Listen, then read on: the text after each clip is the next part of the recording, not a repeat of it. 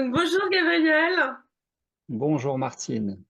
bienvenue dans ce sommet, ce premier sommet des leaders du 21e siècle. Donc, je suis très très heureuse de t'accueillir parmi nous à cette première édition. Merci pour ton accueil, merci à toi et pour tout ce que tu fais pour l'éveil des consciences. C'est super comme initiative. Avec grand plaisir, parce qu'effectivement, 21e siècle, c'est aussi un clin d'œil à cette fameuse formule consacrée de Malraux, le 21e siècle sera spirituel ou ne sera pas. Et Hmm. c'est vrai que ben, toi, dans ton parcours, il y a une belle dimension spirituelle. Et donc, est-ce que tu peux nous présenter justement un peu les grandes étapes qui ont jalonné ton parcours jusqu'à l'être que tu es maintenant et ce que tu vas nous présenter? Eh bien, pour aller dans les grandes lignes, très simplement, de façon très succincte, très résumée, Gabriel, 57 ans, qui réside en Lorraine, plus particulièrement actuellement dans les Vosges. C'est actuel, je ne sais pas où je serai demain. Et puis, j'ai toujours évolué au travers des questions métaphysiques, comme les enfants, hein, tous les enfants. Qu'est-ce que c'est la vie? Où on était avant la vie? Quand papy meurt, il va où? Donc c'est quoi la mort? C'est quoi les nuages? Comment ça marche le soleil? Pourquoi ça chauffe la peau, etc., etc. Et puis, de connaître très tôt, vers 5-6 ans, des phénomènes liés à l'endormissement au moment du coucher, des phénomènes dits hypnagogiques, c'est-à-dire des états modifiés de conscience avec des phénomènes énergétiques d'expansion des corps subtils, de vivre ça à 5-6 ans en conscience et de jouer avec ça. Et donc, qui a jalonné finalement tout mon parcours de vie personnelle et professionnelle, à savoir d'une certaine quête certaine envers la conscience et le subtil, voilà, au sens large. Donc, toujours avec des questions de cet ordre-là, des questionnements, des interrogations sur la vie, bien évidemment la religion catholique, parce que ma mère m'a fait faire communion et confirmation à 14 ans, de me rebeller par rapport à des questions sans réponse d'ordre catholique, c'est-à-dire pourquoi est-ce que la Vierge Marie est vierge si elle a eu un enfant et c'est quoi avoir un enfant par l'opération du Saint-Esprit. Je n'avais pas de réponse des religieuses et des prêtres. Donc je me suis rebellé, je me suis tourné vers l'Orient, donc vers le bouddhisme. Alors donc, quand je dis donc, c'est parce que pour moi c'était une évidence, je l'ai compris après, probablement dû à des vies antérieures tibétaines, parce que j'ai toujours été très imprégné du bouddhisme tibétain, sans être religieux au premier degré, mais très imprégné de la culture tibétaine, de la philosophie bouddhiste plus que de la religion bouddhiste.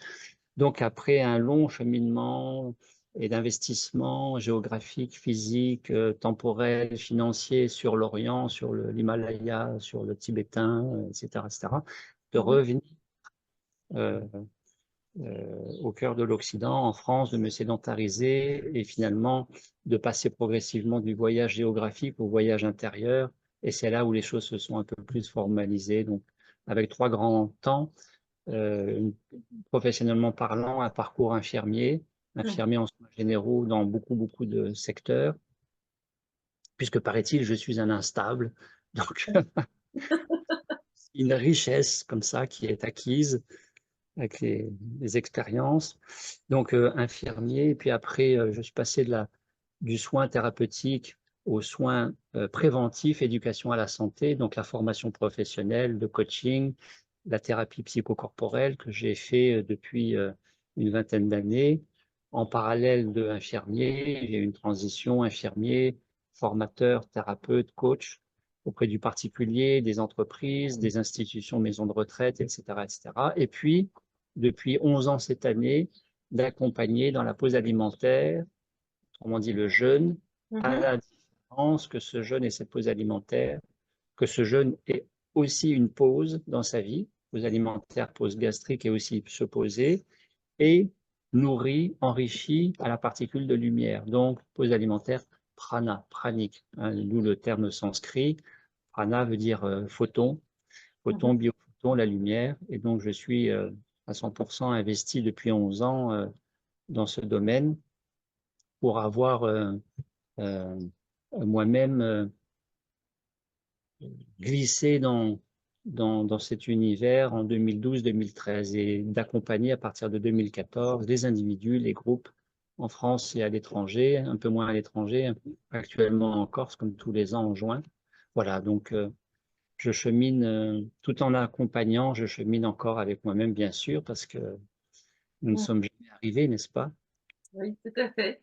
C'est ça qui est aussi passionnant avec la vie, c'est une évolution, permanente. Eh oui, eh oui. Considérant que les choses ne se résument pas à ce qu'il y a dans l'assiette, Mmh mh. mais que c'est aussi la relation que l'on peut avoir avec ce qu'il y a dans l'assiette et qui est le reflet aussi direct avec la relation que l'on peut avoir avec soi-même. Donc c'est beaucoup plus vaste que ce qu'il y a dans l'assiette et que ce qui rentre ou pas dans l'organisme, quoi, en termes de nourriture. Donc j'accompagne à la fois en tant que coach, que thérapeute, que accompagnant au sens large.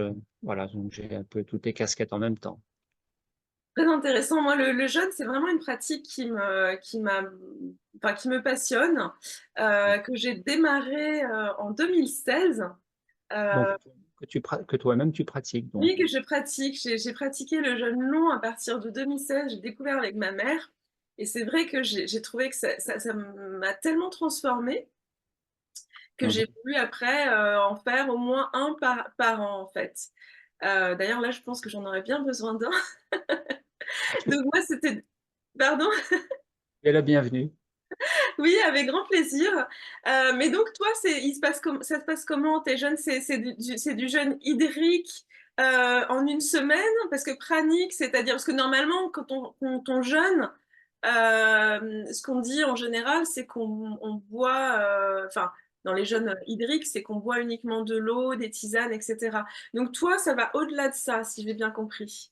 Donc tu parles de quoi? De moi personnellement ou de mes accompagnements? Tes accompagnements, en fait? Alors, je tiens absolument à ce que mes accompagnés Mmh mh. s'hydratent, D'accord. boivent du froid, du chaud, de l'eau, de la tisane, le moins possible de thé et de café, le moins possible de choses, autres que eau et tisane, parce que sinon on glisse vers du nutritif et ce n'est plus une pause alimentaire. Donc c'est important que ce soit hydratant parce que ça aide tout simplement le corps à drainer, éliminer plus facilement les toxines qui sont mobilisées, débusquées par, le corps lui-même, Mmh mh. mais aussi que s'hydrater permet de maigrir moins vite. Parce que le jeûne sec fait maigrir 6 fois trop, 6 fois trop vite que si Mmh. tu bois. Donc c'est vraiment important, qui plus est que j'accompagne là, par exemple, aujourd'hui même, heu, mon groupe ici en Corse en est à J nous serons à J15 dimanche et on est vendredi, donc ils sont à leur 13e jour de pause alimentaire et ils vont particulièrement bien. Per Waouh, superbe!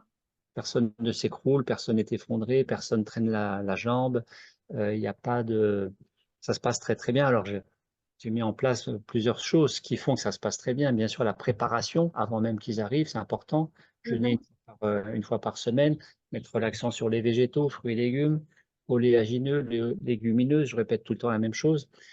À la veille de venir, je leur demande de faire un lavement intestinal pour alléger la détoxination et puis l'ensemble des ateliers et des séances ou des séances et des pratiques de méditation pranique que j'anime dans toutes les séances, en collectif, plus des soins individuels, qui se rajoutent à la demande des gens, fait que les gens se sentent, beaucoup mieux qu'en jeûne tout court. Beaucoup Mmh. mieux, parce que les stagiaires eux-mêmes le disent, ceux que j'ai eus qui avaient fait des stages en jeûne collectif disent, tous le disent, le jeûne seul, donc sans le prana, sans ces pratiques, est plus fatigant sur le plan physique. Mmh. Eh bien, les accompagnés sont moins fatigués sur le plan physique parce qu'ils sont nourris de la lumière. Et ça, c'est une réalité quantique. C'est la physique quantique qui le dit. L'organisme, avant d'être biologique, il est vibratoire, il est quantique, 99% de vide, et quelques particules tenues en cohésion elles-mêmes avec une activité électromagnétique fait que si le corps, c'est de l'énergie densifiée, il suffit de lui donner de l'énergie à la source par les visualisations, les méditations, les respirations, tai chi, yoga, enfin tout ce qui est fait en conscience au présent, va nourrir la cellule d'énergie. Et l'énergie de la conscience, énergie photonique, le soleil. Et même quand il n'y a pas de soleil, ça marche très bien, Mmh. etc., Ouais. etc. C'est super intéressant, oui, merci, parce que c'est vrai que c'est la première fois que j'ai entendu parler de cette manière de jeûner. Mm. Hem, donc enfin, j'ai jeûné auprès de plusieurs, grands, jeûneurs, en France, enfin pionniers du jeûne. Ouais. Et donc oui, ben, je serai volontiers, l'une de tes prochaines stagiaires. Donc, pour préciser, pour rassurer aussi le public, il y a toujours le choix de me solliciter pour un accompagnement. J'accompagne en résidentiel, en collectif, j'accompagne en individuel, en ligne, et j'accompagne aussi à domicile. Je suis allé en mars en Suisse à domicile, je suis allé il y a 2 ans sur l'île de la Réunion à domicile, je peux aller au Japon, aux États-Unis, je peux aller au Québec à domicile. Il suffit de me solliciter, puis après on voit. Mais j'accompagne de façon très libre pour les gens qui choisissent s'ils souhaitent une pause pour 7 jours ou pour 14 jours ou pour 3 semaines, 21 jours. Voilà, entre C'est 7 et 21 possible, hein, jours et 3 30 jours. semaines aussi. Moi, Ouais. ça m'intéresserait vraiment, 2 semaines ou 3 semaines, ouais. J'ai déjà fait le maximum que j'ai fait personnellement, c'est 10 jours, hein, mais toute seule. C'est beau, c'est déjà beau, c'est bien. Après, il n'est pas question d'une performance, hein, c'est Mmh, aller au rythme du corps parce que ça fait du bien, c'est bon pour la santé, on y voit plus clair, c'est bon pour la conscience, ça fonctionne mieux, les pensées, les émotions, d'où le côté aussi managérial de la machine. mmh, On évolue professionnellement, personnellement, sportivement, avec d'abord le corps, et le corps, quand il est décrassé, et la tête, quand elle y voit plus clair, fait qu'on est plus performant. Hein. Je donne l'exemple de cette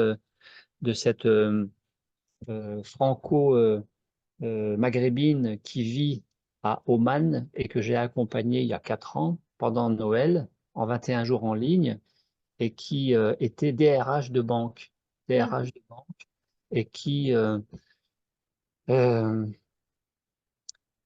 3 mois plus tard, après ce premier 21 jours à Noël, me ressollicite pendant le Ramadan. 4 mois plus tard, hein, en avril-mai de l'année qui suit. Et je lui dis, mais comment aussi vite? Est-ce que tu as repris du poids? Oui, bien sûr, parce qu'il faut surveiller le poids taille, il ne faut pas que les gens soient trop faibles et trop bas en poids, il faut qu'ils aient des réserves. Et je lui dis, mais comment ça se fait que tu veux refaire encore un 21 jours de pause pranique? Elle me dit, mais en tant que DRH, j'ai gagné une telle acuité intellectuelle et gestion, maîtrise de mes émotions à animer mes équipes, je me sens tellement plus efficace à mon travail, j'ai envie de continuer, d'aller un peu plus loin encore. Waouh, oui, c'est très intéressant. C'est pour ça aussi que j'avais envie de partager ce type d'expérience à des entrepreneurs, parce que Mmh. je trouve que, en tant qu'entrepreneur, c'est vrai que l'un de nos capitaux les plus importants, bah, c'est la santé.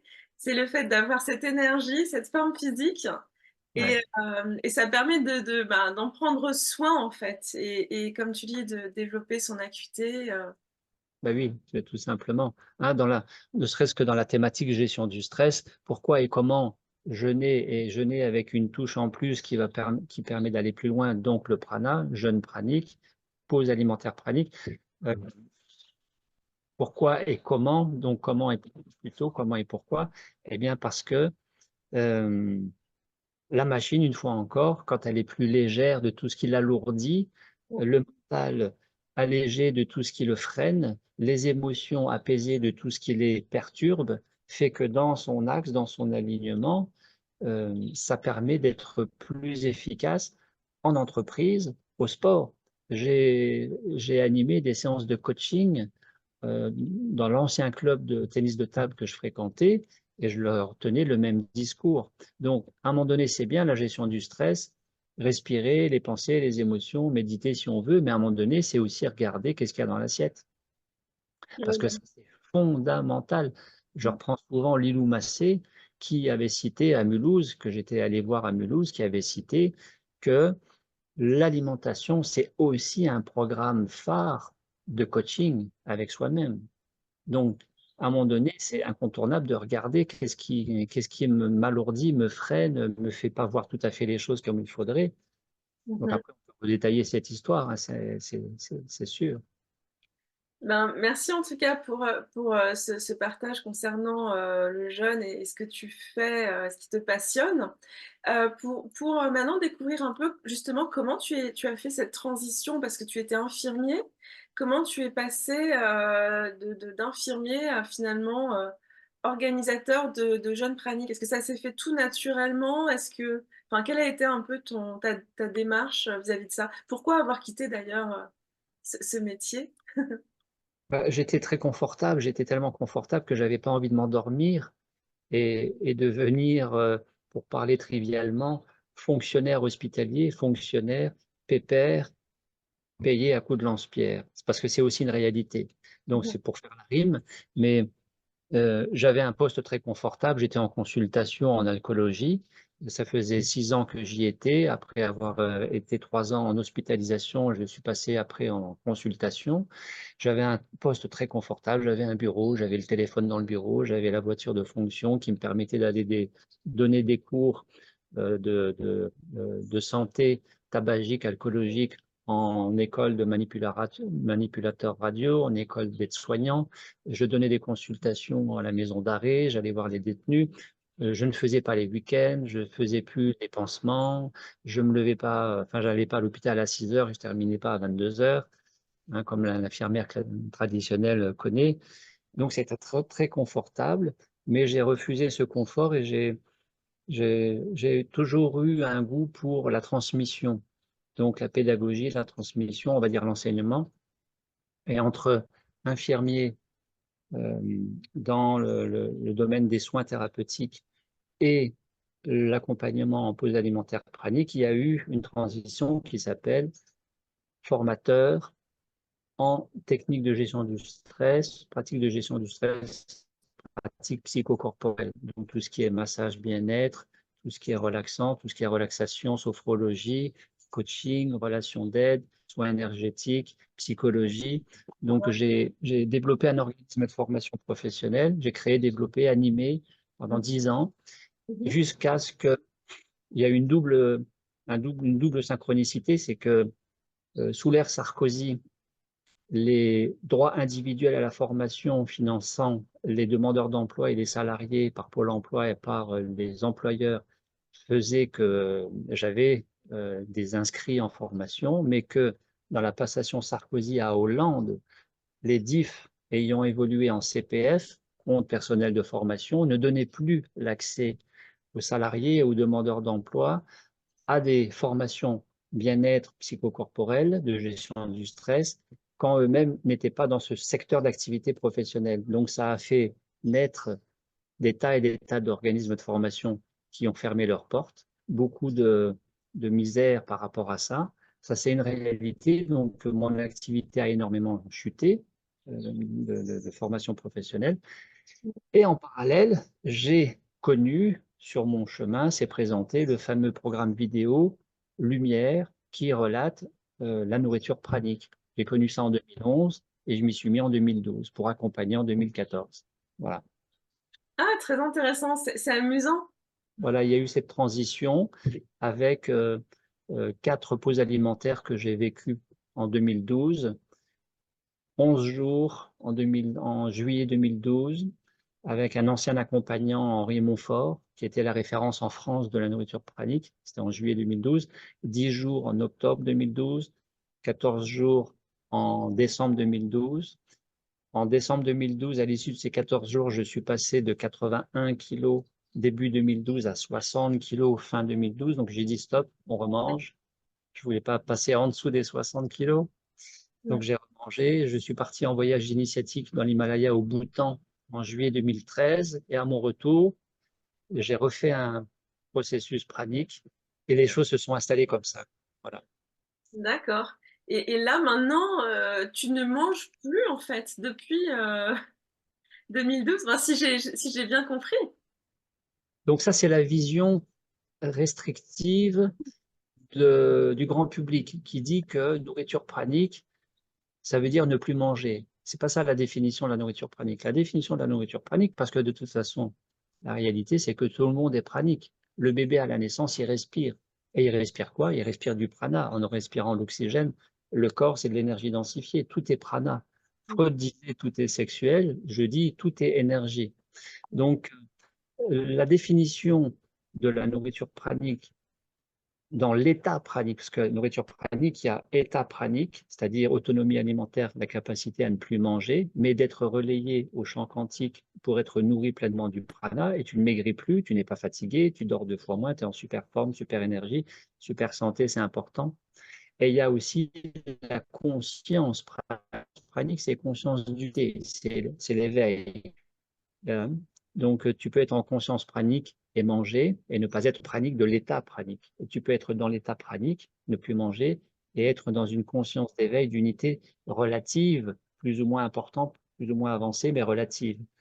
Donc, me concernant, je suis dans cette liberté de ne pas manger si je ne veux pas manger, et ça se passe très bien, ou de manger, bien sûr, plus comme avant. Ce n'est plus 3 repas par jour, ce n'est plus 1 repas par jour, mais ça va être de façon conviviale, le partage, faire plaisir. Si la personne en face est angoissée parce que la grand-mère a connu la déportation et que tout de suite elle va paniquer, donc on va faire un effort de manger quelque chose de très light pour la rassurer, parce qu'il faut ménager son public aussi, hein. Donc, Mhm. c'est pour ça qu'on dit que la fréquence moyenne de prise alimentaire d'un pranique va d'1 repas par semaine à 1 repas par an. Ça, c'est la fréquence moyenne. Donc, en fait, c'est la liberté. Tu manges ou tu manges pas, mais tu Ah, manges en d'accord. conscience et tu manges 3 fois rien parce que de toute façon, t'as pas envie, tu n'as pas besoin et tu n'as pas faim. Donc, c'est plus convivial, c'est plus parce que tu es à un mariage. Qu'est-ce que tu fais à un mariage? Tu vas faire plaisir, tu vas faire honneur, tu vas goûter un petit truc, ou tu ne goûtes rien si tu es bien aligné et que tu n'as pas de souci à ce que les autres soient mal à l'aise parce que ça crée des malaises aussi. Les gens ne sont pas bien dans l'effet miroir, donc il faut ménager tout ça aussi. Il faut être cool. Ouais, ouais, c'est très intéressant. Effectivement, comme tu le dis, pour moi, c'est une liberté extraordinaire, quoi, de ne pas avoir besoin de manger, de le faire seulement si on a envie, si le cœur nous en dit à un moment donné. Et j'aimerais bien atteindre cette liberté.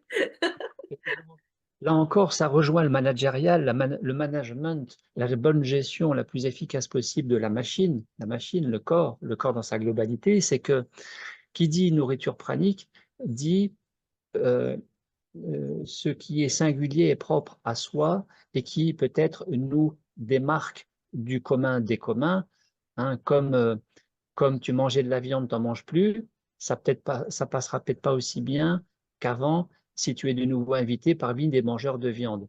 Tu es obèse, tu n'es plus obèse, il y a une différence. Euh, la majorité est hétérosexuelle, il y a un homosexuel dans la bande ou dans le lot, eh bien, quelque part, ça peut aussi mettre comme ça, des fluctuations dans le relationnel de la communication, parce que la perception d'une différence peut déranger, quelle que soit la différence. Donc, nourriture pranique, ça n'a rien d'exceptionnel, c'est comme tout le reste. Et donc, ça veut dire quoi implicitement? Que tu dois développer ta capacité à t'affirmer. C'est la capacité à dire non. Non, merci, sans se justifier. Tu goûtes mon gâteau aujourd'hui, tu es venu me rendre visite, ça me fait plaisir. Tiens, t'aimais bien ça, j'ai pensé à toi, je t'ai refait ça. Non, merci. Ah bon, pourquoi? Pas besoin de se justifier. Non, merci. Ou alors je prends la moitié que ce que je prenais parce que je vais vraiment te faire plaisir. Ok, d'accord, mais pas plus que ça.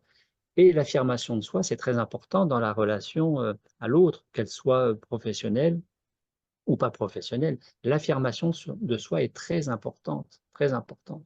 Et le processus pranique travaille, en tout cas, je fais travailler mes accompagnés sur ce côté non pas de l'affirmation de soi, mais ce qui sous-tend l'affirmation de soi, qui est l'estime de soi. Mhm. Je les fais travailler tous les jours dans leur estime d'eux-mêmes, en vue d'être plus affirmés et alignés avec ce à quoi ils aspirent. Et comment, j'anticipe ta question, comment travailler l'estime de soi? Eh bien, il y a cet outil majeur, central, en neurosciences, qui permet d'harmoniser les 2 hémisphères cérébrales et qui renforce l'estime de soi, le je m'aime, eh bien, c'est tout simplement ce que le grand public appelle cohérence cardiaque et que Mhm. les scientifiques appellent cohérence neurocardiovasculaire. c'est fantastique pour développer et renforcer l'estime de soi. Entre autres, parmi tous les outils possibles, il y a ça et je le pratique tous les jours avec mes accompagnés. D'accord, la cohérence cardiaque, c'est intéressant parce que je crois que j'avais un bouquin justement d'un médecin qui a écrit un petit livre qui s'appelle 3, 6, 5 sur la cohérence cardiaque. Sœur Howard. Oui, tout à fait. Et donc, je me suis mise à le pratiquer aussi. Est-ce que tu suis le même protocole, c'est-à-dire Pas du tout. ok, Donc 3, 6, 5, c'est 3 fois par jour pendant enfin, six respirations complètes, et donc ça dure 5 minutes en fait. voilà, 6 respirations complètes 3 fois par jour pendant 5 minutes. Alors, je ne pratique pas ça du tout simplement parce que c'est de la mentalisation. Mm. Donc, il faut bien vulgariser la pratique, la rendre accessible au grand public. C'est très bien la méthode Howard, à condition de lâcher le comptage et de lâcher le compte à rebours, le chronomètre 5 minutes. Parce que sinon, les yeux ouverts, pratiquer les yeux ouverts, ce n'est pas de la cohérence cardiaque. Ah bon? D'accord. Mm. Non. Et les yeux fermés, mais à compter, à rester accroché au mental, ce n'est pas de la cohérence cardiaque. C'est de la régularisation respiratoire, simplement. J'ai suivi la formation professionnelle de cohérence cardiaque où il n'y avait que des médecins. J'étais le seul paramédical, j'étais le seul infirmier, il n'y avait que des médecins. Et c'est l'ingénieur de l'ingénieur ancien directeur de la succursale française à Marc-en-Barreuil à Lille, qui est elle-même l'annexe de l'Institut HeartMath en Californie, Mhm. qui animait cette formation et qui nous disait que toutes ces approches mentalisées, comme suivre la boule qui monte à l'inspire, qui descend à l'expire, ou l'onde sinusoïdale, fait que ça se fait les yeux ouverts, ou que les yeux fermés, on imagine et on compte, comme 365, n'a pas autant d'efficacité hormonale, Mm. neuro-hormonale, vasculaire, et au final de bien-être, de rééquilibrer l'axe sympathique et parasympathique, c'est-à-dire action-repos, anti-stress, régulation du stress, que de lâcher le mental, de ne pas compter, de fermer les yeux. On peut compter, on peut regarder les yeux ouverts, mais après, il faut fermer les yeux, il faut arrêter de compter, laisser faire de manière à ce que ce soit l'organisme qui prenne le relais et que ça se fait plutôt que moi, je continue de faire avec ma volonté. S'il y a ça, c'est bon. Sinon, et c'est là où les gens disent, je fais la cohérence cardiaque, mais ça marche pas. Je me sens pas aussi bien qu'on dit que ça fait tellement de bien. Je me sens toujours stressé. C'est pas vraiment ça pour moi. Alors quand je demande à ce qu'ils m'expliquent, mais 3 personnes sur 4 font mal la cohérence cardiaque, font mal. Mm. Mm. Ah, d'accord, très intéressant. Ben, sans doute peut-être que je la fais mal également. Donc je vais réviser ma pratique. Voilà, c'est comme tout est améliorable. Oui, tout à fait.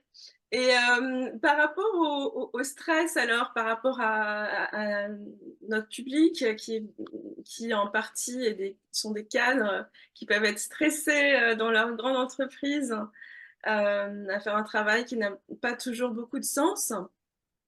Qu'est-ce que tu leur conseillerais justement? Je suis intervenu il y a quelques années dans une entreprise auprès d'une réunion euh, de direction avec les cadres. Il y avait le dirigeant, il y avait le médecin du travail, il y avait tout ça. Et de leur présenter un peu plus en détail euh, cet univers, non pas du QI, Mhm. quotient intellectuel, mais du QE, quotient émotionnel. Le quotient émotionnel, c'est la maîtrise de soi par la cohérence cardiaque ou par d'autres approches qui permet d'atteindre la zone. La zone, c'est l'état alpha, de plus grande efficacité professionnelle à moindre dépense énergétique, la zone. Et la zone a été développée par ce psychologue du travail, Csikszentmihalyi, c'est un Hongrois ou un Bulgare, Csikszentmihalyi.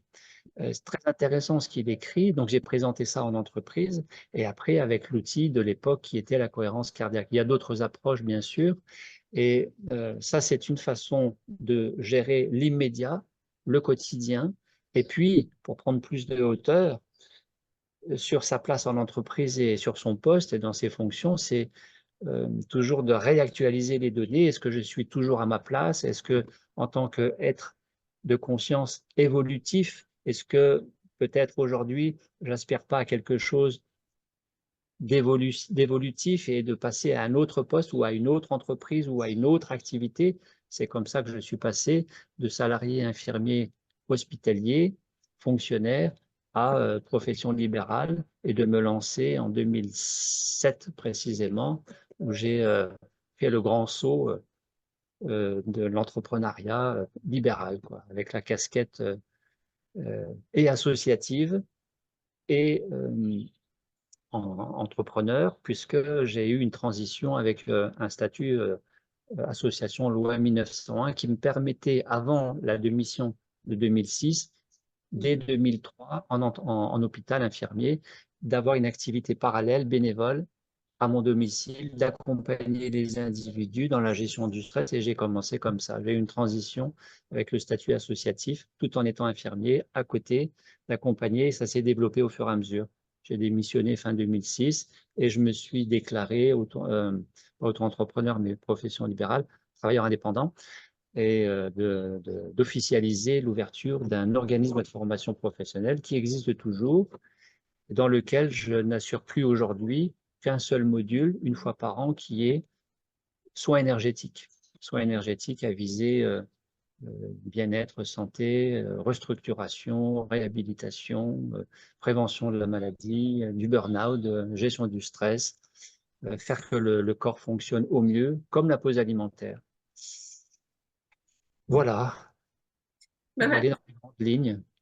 c'est très intéressant et je trouve que c'est inspirant parce que ça peut être une bonne idée pour des personnes qui veulent se reconvertir vers l'entrepreneuriat, d'avoir, comme tu l'as fait, un statut peut-être associatif au départ pour bah, commencer, bah, surtout dans le domaine des soins, du bien-être, voilà, de pouvoir déjà tester un certain nombre de services auprès d'un public qui en voilà, qui aurait plus facilement accès dans un cadre associatif que dans une entreprise. Alors, ça peut être associatif et bien évidemment, c'est à moindre charge sociale, bien sûr. Donc, c'est un confort certain.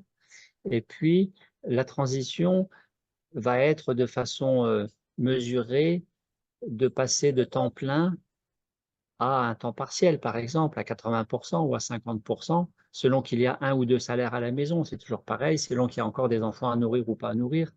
Et Mmh. puis de transitionner, transiter tranquillement, tout en assurant de se former professionnellement en parallèle. Donc, ça prend du temps, mais c'est sûr que euh, la confiance en soi, l'affirmation de soi, les idées claires, la détermination, la puissance d'intention alignée, favoriser, une fois encore, je prêche pour ma paroisse, favoriser encore par la pause alimentaire pranique, aide énormément.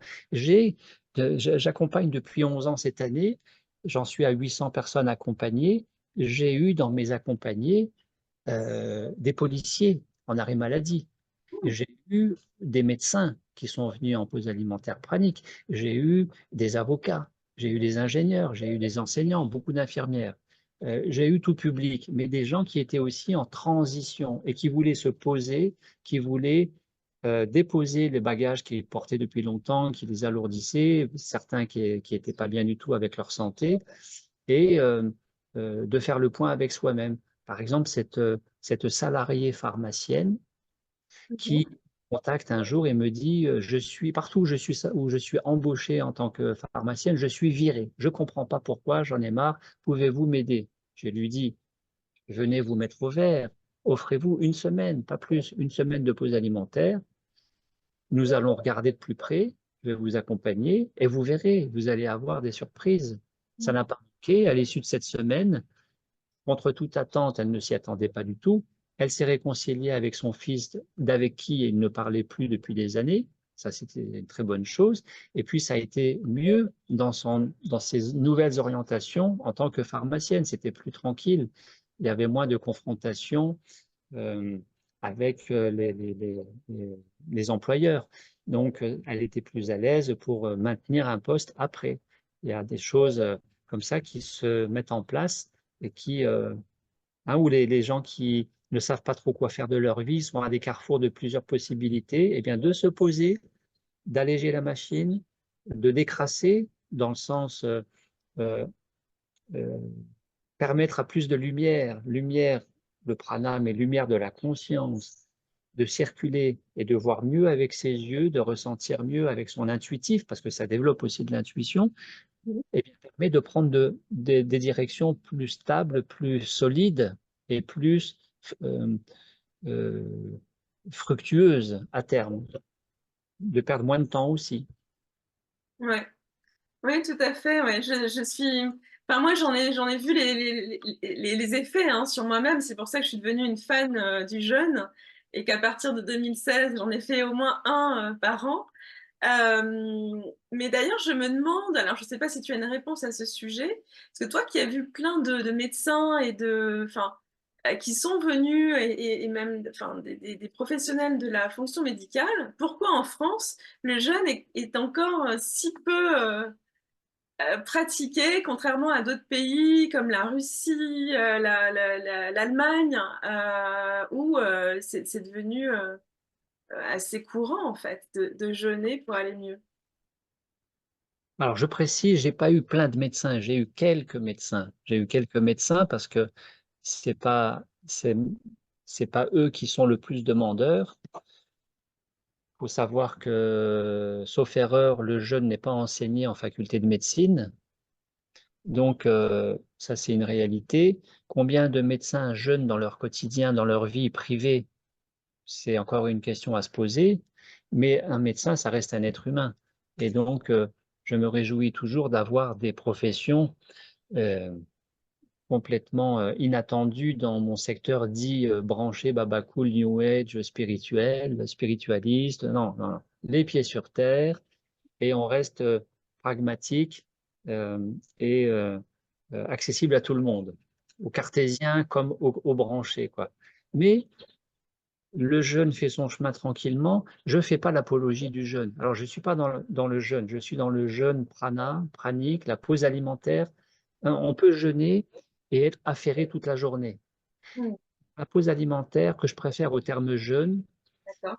il y a l'idée d'une pause gastrique, repos digestif, qui permet au corps d'embrayer sur la détoxination. C'est le prix Nobel de médecine de 2016 hein, qui explique ça, avec l'autophagie et l'autolyse. Octobre 2016, le biologiste japonais Yoshinori Osumi, donc c'est très scientifique. Ça ne veut pas dire qu'on fait tout et n'importe quoi et n'importe comment à n'importe quel moment, Mmh, mais la pause alimentaire doit être aussi, pour que ce soit une rencontre avec soi-même, une pause. Je me pose, je dépose le trop-plein de. Et de déposer et de me poser permet de se rencontrer, parfois de se réconcilier, donc de se réaligner. Et l'efficacité, la performance dans sa vie, quel que soit le domaine, même au sport, mmh. c'est aussi d'être en cohérence corps-esprit, tête-corps. Plus je suis en cohérence, plus l'ensemble de la machine fonctionne aussi bien que les 5 doigts de la main, plus mieux ça fonctionne et plus loin je vais avec moi-même. Voilà. Donc, le jeûne n'est encore pas bien connu, bien pratiqué parce que là, il y a plusieurs niveaux de réponse. Parce que jeûner fait peur, Mmh. parce que les gens sont encrassés dans leur trop manger trop souvent et trop mal manger. Donc, jeûner fait peur parce que c'est aussi le réflexe de s'anesthésier avec la nourriture pour compenser les émotions. Donc, qui dit jeûner dit oh, qu'est-ce que je vais faire si je mange pas, oh là là, moi sauter un repas, c'est déjà dur, alors toute la journée. Et puis, comment je vais occuper la journée? Et ce qui est moins conscient, ça va être, oui, mais moi et ma névrose, c'est pas terrible. La cigarette, l'alcool, le travail, travail, travail, donc le workaholisme Mmh. et la malbouffe m'aident à me tenir bien avec moi. Donc, si j'ai pas ça, comment je vais gérer ça? Donc ça, c'est un niveau de réponse possible. Et puis il y a la société. La société, c'est que c'est une société de remplissage. On remplit des caddies, on remplit le frigo, les placards, on remplit le compte en banque si possible, plusieurs télés, plusieurs maisons par foyer, on est dans du remplissage. Et le jeûne, c'est plutôt l'allègement. Donc, ça ne va pas bien avec. Mmh. Puis, un autre niveau de réponse aussi, c'est que la réalité, elle est aussi à ce niveau, c'est que les médias et les autorités font le maximum pour ne pas favoriser cela. Tout simplement, je donne un exemple, le premier samedi de mars 2024, sur M6, zone interdite. Eh bien, 20 minutes, les 20 premières minutes sont consacrées à la pause alimentaire pranique, en disant en 20 minutes que c'est une dérive sectaire. Ça, Mmh. c'est encore une réalité. Mmh. Moi-même, d'avoir entendu à la radio dans ma voiture, il y a 2 ans, aux informations de midi, sur les grandes lignes, la loi punit de 15 000 € d'amende tout accompagnant en jeûne qui dit à ses accompagnés d'arrêter les traitements médicaux. Et bien évidemment, c'est logique, c'est évident, et c'est normal, parce qu'on ne va pas arrêter, dire aux gens qui jeûnent d'arrêter leurs médicaments. Jamais de la vie, jamais de la vie. Mais qu'est-ce qu'entend le grand public? Le grand public prend un raccourci en disant, ils zappent le côté médicament et ils vont dire, ah, jeûner 15 000 €, ah, c'est encore une secte l'histoire du jeûne. Ah, ah, ah, ah. Et c'est comme ça que ça marche. La méditation, c'est très bien, c'est super, la méditation, c'est une façon de gérer le stress, comme la Oui. cohérence cardiaque. Par contre, l'enseignement de la méditation pleine conscience a été officiellement diagnostiqué de dérive sectaire par la Miviludes, Mmh. alors qu'il n'en est rien, et que je fais référence là à l'enseignement universitaire du diplôme universitaire de méditation pleine conscience dans le cadre des neurosciences à l'université de Strasbourg. Et bien tout ça, c'est diagnostiqué de secte. Oui, Dérive c'est sectaire, tout secte, en bon, voilà. conséquence. Donc, donc c'est le jeu de la dualité. On Mmh. ne va pas critiquer, mais nous sommes incarnés dans le monde de la dualité. Dualité veut dire complémentarité des contraires qui se complètent, le jour et la nuit, le froid, le chaud, mais le mental dualiste, qui est le propre de chacun, en a fait des opposés qui s'opposent. Donc, jeûner, c'est dangereux. Donc, méditer, c'est être une secte. Donc, etc., etc., etc. Et ça a commencé sous l'ère Jacques Chirac, qui a commencé euh, aussi ça en déremboursant les produits homéopathiques de la sécurité sociale pour favoriser l'industrie pharmaceutique. Ça a commencé aussi comme ça. Et si je remonte plus haut, ça a commencé en 1948, l'année où l'herboristerie médicale en faculté de médecine a été interdite d'enseignement pour favoriser l'avènement de la pénicilline et donc de l'antibiothérapie. Ouais. Euh, on est dans ce contexte-là et c'est très français, hein, tout ça. Je te remercie de ne pas couper ce passage et de le laisser dans la vidéo. Avec Ça va grand plaisir. intéresser beaucoup de gens. Voilà. Mais nous évoluons dans le monde de la dualité, c'est-à-dire dans l'ombre et la lumière. Et le message que je voudrais passer là-dedans, c'est pas de lutter contre le système, c'est pas de lutter contre les méchants ou je sais pas qui, je sais pas quoi. C'est de composer avec tout ça, d'œuvrer à partir du cœur et dans l'idée que nous soyons tous complémentaires. Parce que les dérives sectaires permettent de temps en temps d'en arrêter un qui est un vrai salopard, Mmh mh. par exemple. Hein, donc, ils font aussi leur travail, quoi. Donc, il y a toujours des travers et des dérives à tout, bien sûr.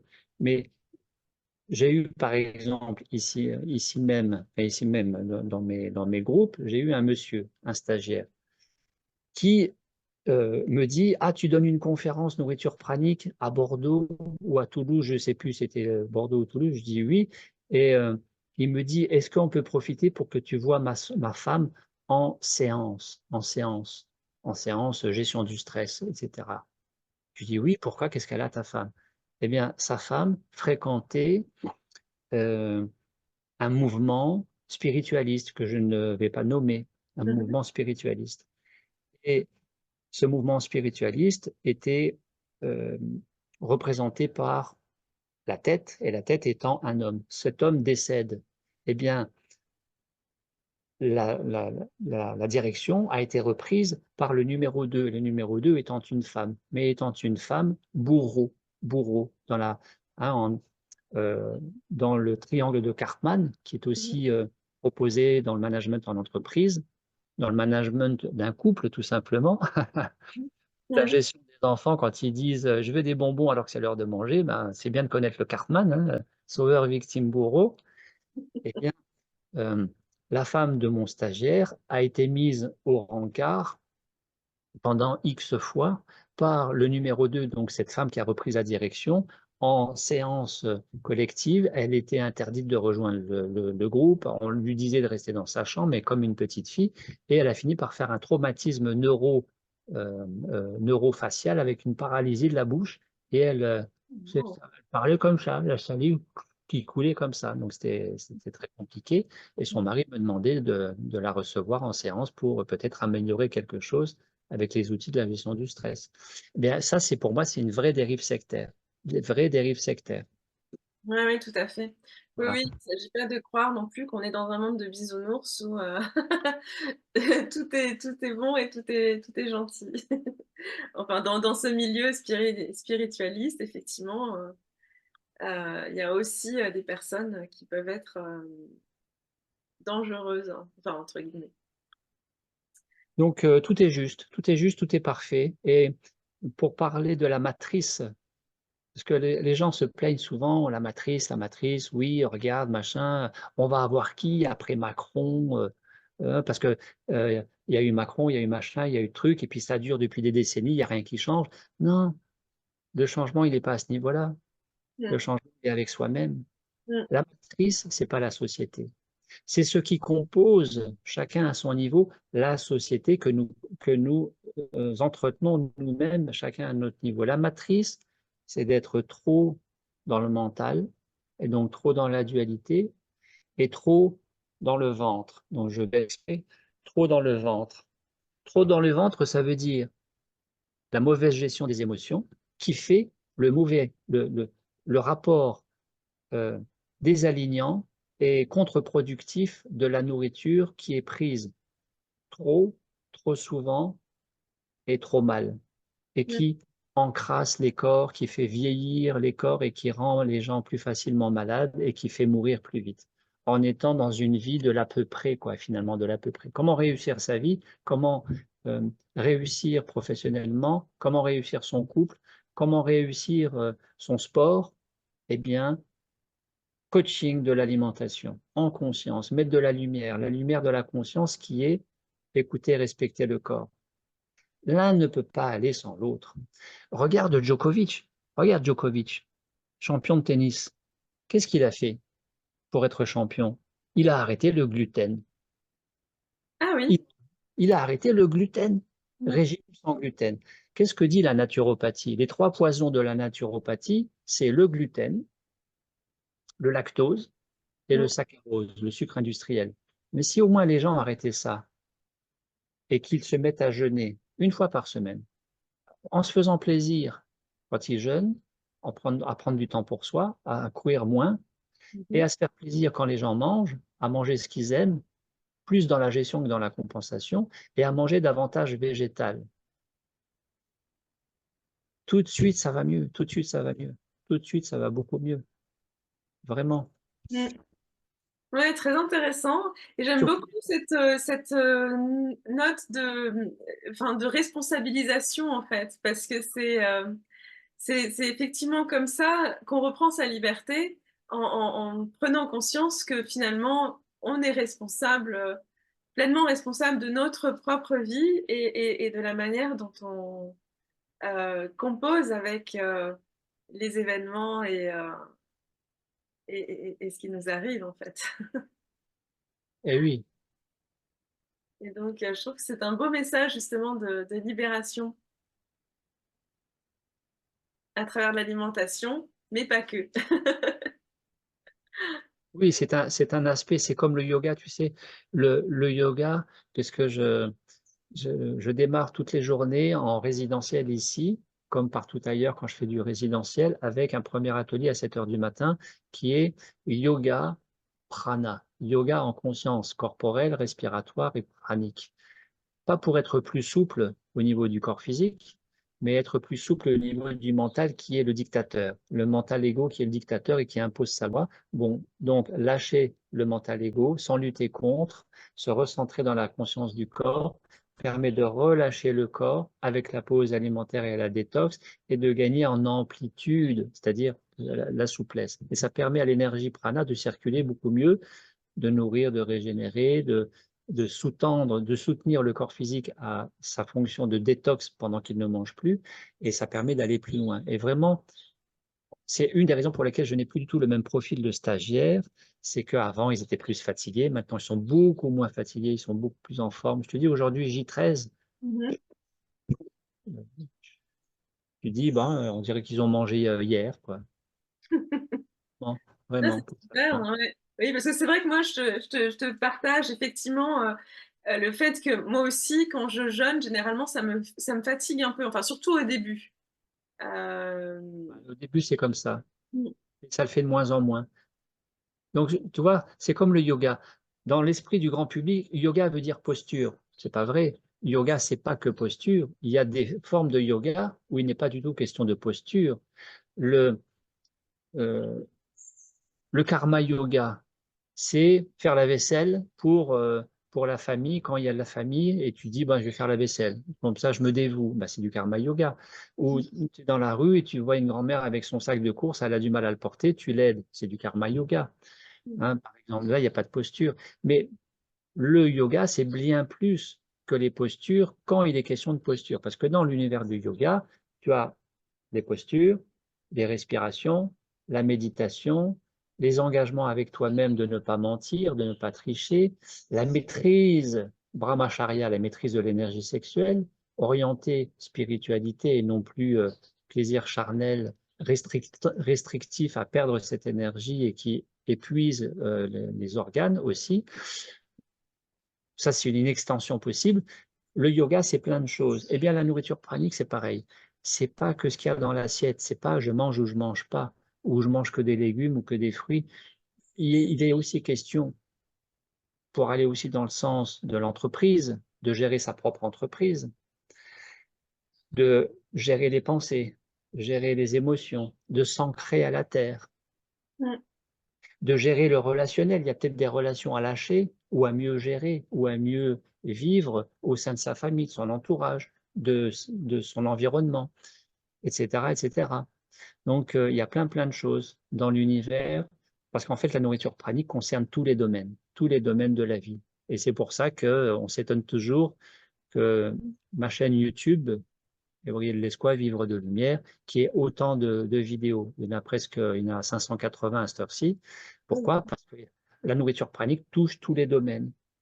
Gérer les peurs, hein, comment ne pas s'auto-saboter quand on est sur un poste professionnel et que le patron pousse pour que nous atteignions le poste au-dessus parce qu'on a tout le potentiel, mais que certaines personnes vont s'auto-saboter parce qu'elles en ont peur. Donc, elles préfèrent rester là et voire diminuer encore un peu plus bas.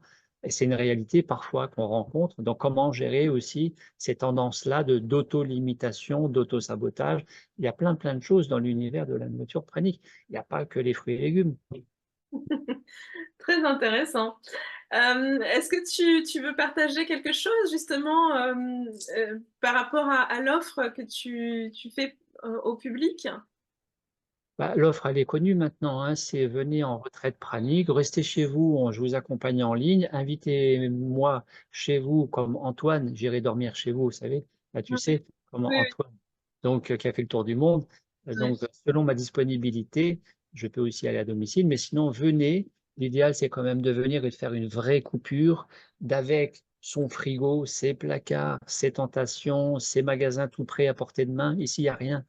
Alors que ce soit ici en Corse ou par exemple dans le Cantal en septembre-novembre ou Mmh. à Fontainebleau au pied du parc de Fontainebleau. C'est très beau, en juillet, là, le mois prochain. Donc, tout est fait pour que ce soit une vraie pause, une vraie coupure, une vraie rencontre avec soi-même. J'accompagne au quotidien. Je suis présent jour et nuit. Mmh. En jour et nuit. S'il y a un souci, une angoisse ou une chute ou je ne sais pas quoi la nuit, ils ont le devoir de me téléphoner pour me dire viens, là j'ai un souci. Ça m'est arrivé 2, 3 fois en 10 ans.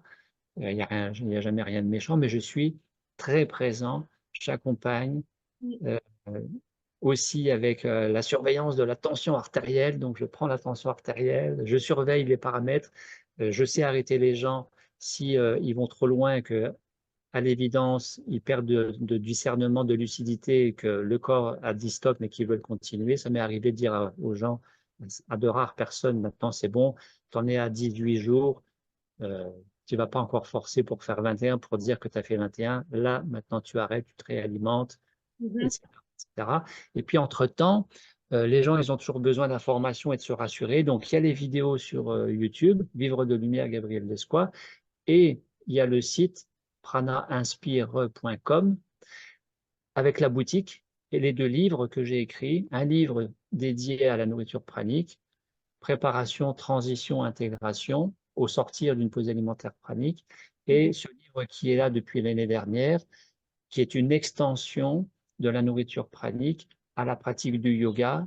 Et quand on ne pratique pas le yoga, à la philosophie, à l'état d'esprit du yoga, en vue du grand éveil, l'éveil de conscience. Sans quoi, euh, comme ce célèbre auteur disait, science sans conscience n'est que ruine de l'âme. Oui, c'est Rabelais. Commencer par une citation, il me semble que nous allons aller vers la fin de cette Oui. interview et je termine cette interview avec une citation.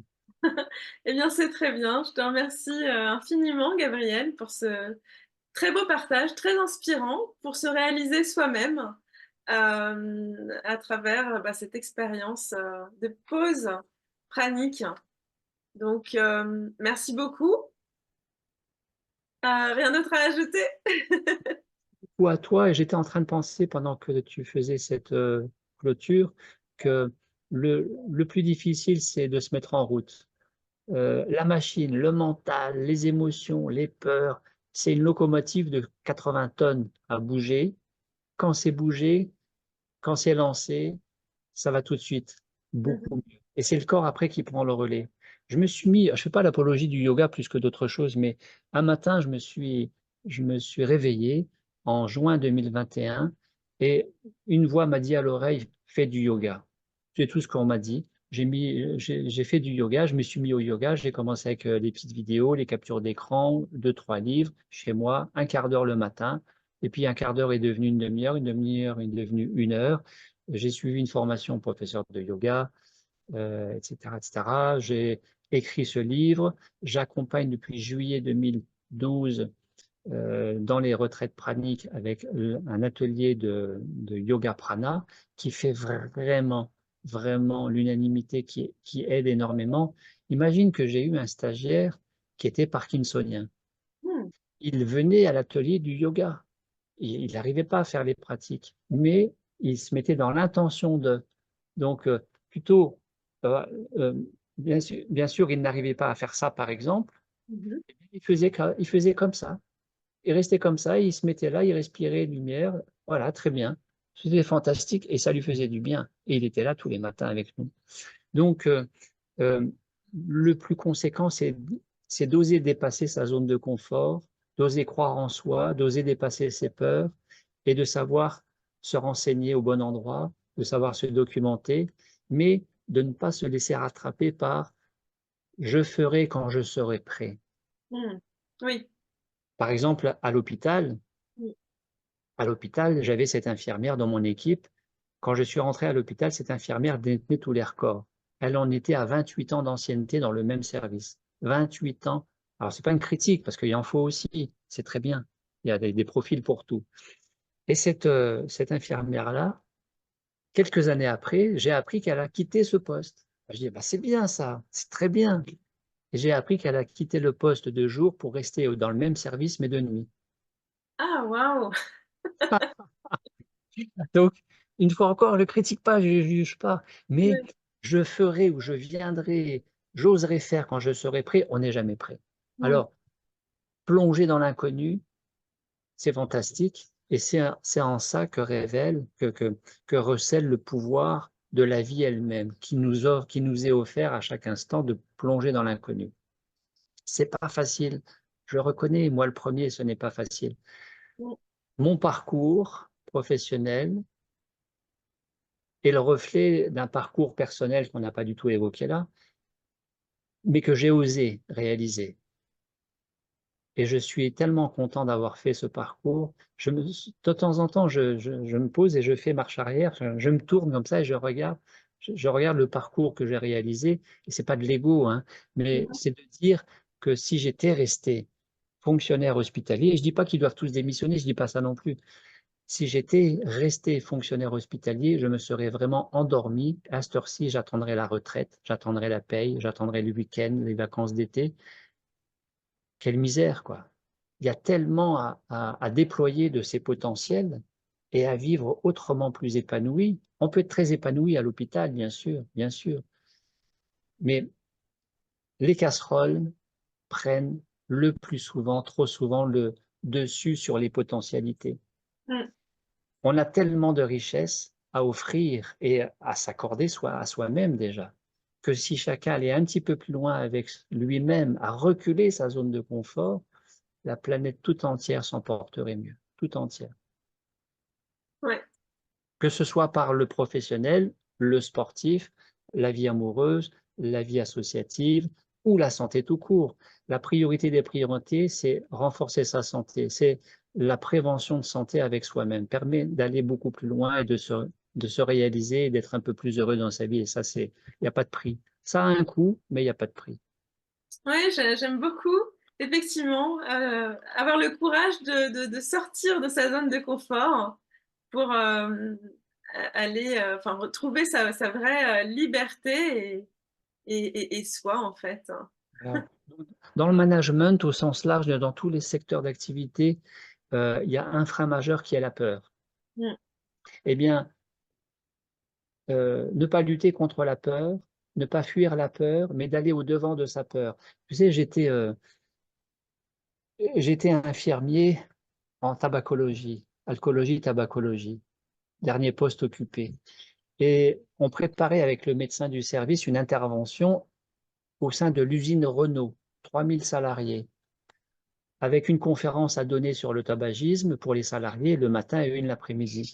Et 2 jours avant, le médecin du service me dit j'ai du boulot, j'ai pas le temps, tu vas tout seul. Ok, je disais toujours oui. C'est une façon aussi d'aller de l'avant. On pratique pas le non, c'est oui. C'est comme le film Jim Carrey, yes man, yes. Ouais, ouais, ouais, ouais. Hein, we can do it. Et donc, je me Exactement. suis retrouvé, j'étais pas fier, j'étais pas tranquille. Je me suis retrouvé sur le pupitre podium devant toute la salle remplie à parler du tabagisme. Honnêtement, j'avais les jambes qui tremblaient, je dois le dire. C'était en 2004-2005, c'était par là, c'est dans les eaux-là. Il y a eu du chemin de parcouru. Ce qui est sûr, c'est que l'après-midi, j'ai refait la même conférence à un autre public, la salle remplie. J'étais autrement plus confortable, mais j'ai osé me confronter une première fois et aller face à ma peur. Et souvent, les gens restent là où ils en sont parce que le confort endort, parce que derrière le confort, il y a la peur. Exactement. La peur, l'interdit, qui je suis, etc., etc., la fidélité au clan familial, au machin, au truc. Donc, j'ai mené quelques coachings professionnels en entreprise. En Mmh. entreprise. Il est fondamentalement parlant d'abord d'un coaching personnel. Personnel, c'est avec soi-même que ça se situe. Pour le déploiement professionnel, il est d'abord question de revoir des choses, des travers avec soi-même. Ça peut être par la pause alimentaire, ça peut être par le coaching, ça peut être par la thérapie, ça peut être par le sport. Il y a des gens qui se dépassent professionnellement parce qu'ils sont dans du sport, etc., etc. Donc chacun sa vérité, chacun sa direction et décision et direction. Mais réveillez-vous les gars, on y va, action. Action, j'adore ce mot de la fin. Mais Voilà. Merci, merci beaucoup, Gabriel, pour ce partage très, très inspirant. Donc, bah, nous allons oser, nous allons sortir de notre zone de confort, comme on le fait maintenant aussi un peu, hein. Enfin, en tout cas, moi, j'ai le sentiment, j'ai ce sentiment-là. Et bah, je te remercie bien et je te souhaite bah, une bonne continuation avec, bah, j'espère, des personnes qui euh, découvriront avec toi, comme moi, la pause pranique. En tout cas, je suis très heureuse et très curieuse de te découvrir. Merci, gratitude pour ce que tu oses mettre en place, lancer, mobiliser, solliciter, réunir des intervenants comme moi et d'autres. Merci d'être une défricheuse de conscience avant d'être une éveilleuse de conscience. L'humanité en a besoin. Il n'y a rien de sectaire là-dedans. Nous sommes tous des leaders du 21e siècle. Nous devons pour cela d'abord être un leader pour soi-même. Exactement. Pour soi-même. Donc bravo, merci pour ce que tu fais aussi. Je me retrouve quand je te vois, quand je vois ta jeunesse, euh, je me retrouve en 2006 quand j'ai démissionné de l'hôpital, qui était le grand saut, le grand saut. Eh bien, bravo Martine. Voilà. Merci beaucoup, Gabriel, et à bientôt.